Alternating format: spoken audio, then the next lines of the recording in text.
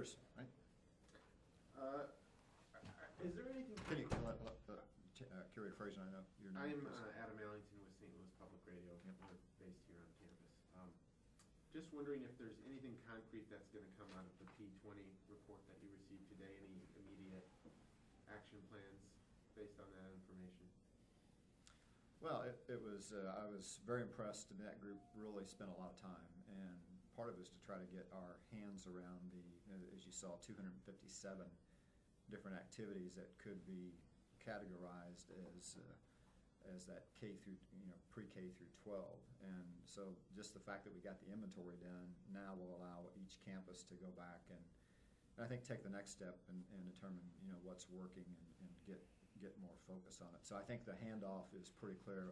We are going to have another task force meeting, I think, in January to determine are there things that the task force itself can do versus is it now ready to hand off to the campus. So there's still another pass or two to think about, but I think the data, and there's a whole other package of data that the curators were provided that really gives some great background, and I think there is a need to determine which are the most successful of those initiatives and which ones should be invested in, and are there some that aren't as impactful as we try to narrow the focus. So it's not a matter of using that, let's figure out which ones to cut. It's a matter of which ones could have a higher impact and outcome. Any specific plans to address this statistic that they point out that high school graduation rates will decrease between 3 and 5% up through each year up through 2017?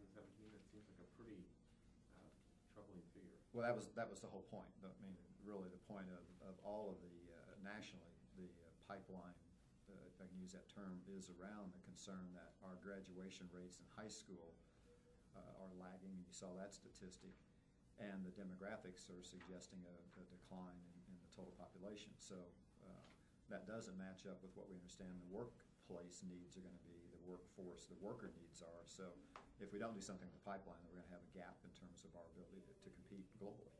So that really is the whole purpose nationally of the pipeline initiatives.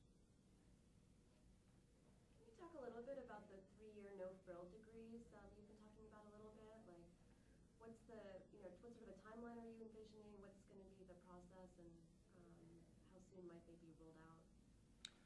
Well, it ties back to the, I guess, the October curator meeting. If you recall, I had a chart, maybe 2 charts, that showed the covers of 2 magazines. One, I think, U.S. News and World Report or Newsweek, and one of them contrasted 3 years and as the kind of headline, juxtaposed against the cost of higher education. And the other one was the conundrum around graduates and the lack of ability to get jobs right now because of the recession. So the 3-year discussion has 2 components. One is, can you not reduce the hour requirement, in essence, devalue the degree by making it less of an effort to get that degree, but can you do it in a shorter period of time? So 3 years would imply, changing the clock on the campuses today, which are defined around a spring and a fall and a summer session, in order to allow a student that wanted to, do what in essence would be required of 40 hours a year to get to 120 hours, if that were the reference point. How could they do that with, with the current calendar of the campuses? And it would be very difficult to do that in the current calendar. So making the calendar work to accommodate someone that wanted to go year-round, in essence, is that notion. There is another discussion, and this is coming out of a few states around the country. Pennsylvania was one that I think we looked at because I think their General Assembly asked Pennsylvania State University to examine what would the cost be if the degree programs in a residential campus were removed of fees and other activities that go along with that cost structure.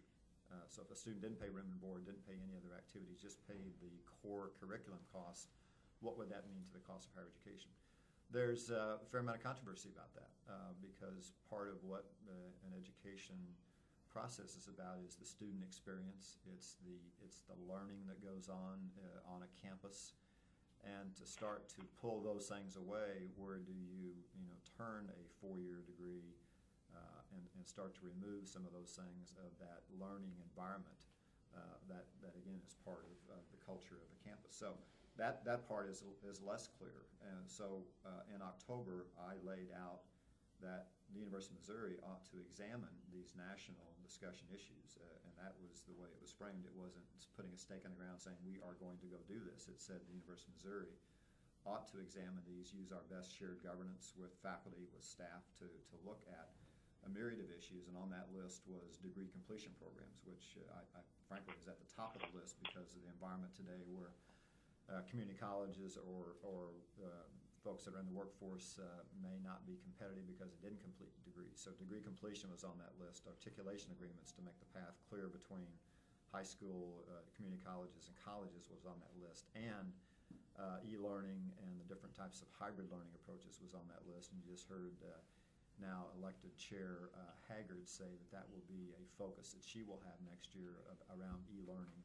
And on that list was for us to look at what does 3-year degree programs mean and what does a no-frill degree program. So it was in that context that the University of Missouri ought to be very contemporary in looking at these national issues, and from within, the best change, I think I said, comes from within and from with those that are most aware of those historic issues, faculty, staff, and students. So this will be a very engaged process. I don't have, again, a timeline in mind, but I want us to examine those various national issues next year.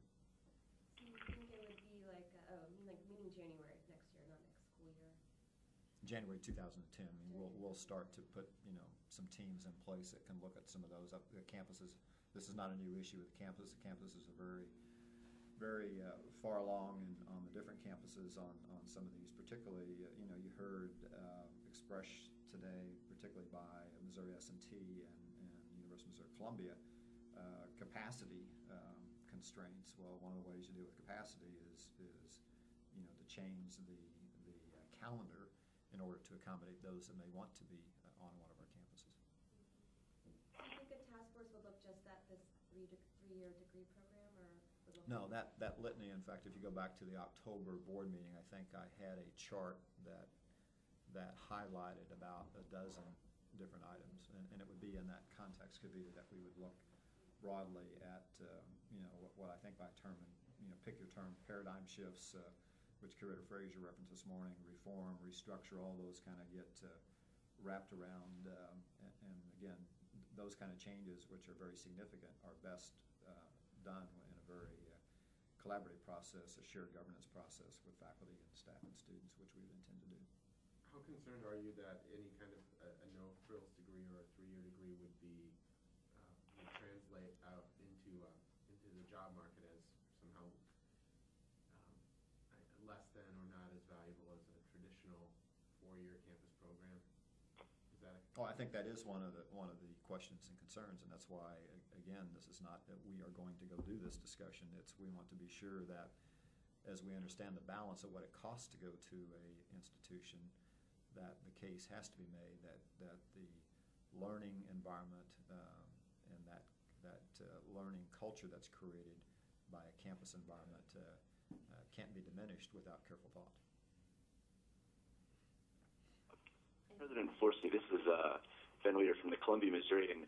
I have a question about the talk about the 3-year degrees. The standard for graduation rates, looking at the campuses on the system, has generally been the 6-year graduation rate. Do you think that will change as you start looking into no-frills degrees, going back to a 4-year graduation rate as the standard for tracking how successful campuses are at graduating their students? I don't think so, and I'll tell you why. If you look at, across our 4 campuses, you see a wide variation. I mean, the average age of a student coming into University of Missouri St. Louis is 27 years. So students in our different campuses are coming in and out of the different, credit accumulation processes. They may be at a community college for a course or two. They may be enrolled at UMSL for a course or two, or maybe even simultaneously. So I don't think it would affect this notion of the historic measure of 6-year graduation rates. Over time, I mean, 5 years from now, 10 years from now, it could if the, again, I think please separate for me, though, the 3-year type of programs from no frills. I think those are two fundamentally different issues, and I don't think we should confuse those as we talk about this topic. And in neither case would that imply reducing the number of hours to graduate or to get a degree. But I think it's two fundamental different topics associated with that. Thank you. Anything else? Dan, any other questions? Thank you. Good to be No, with you. that's it. Thank you. Happy holidays, everybody. See you along our travels. Happy holidays. Thank you. Bye-bye.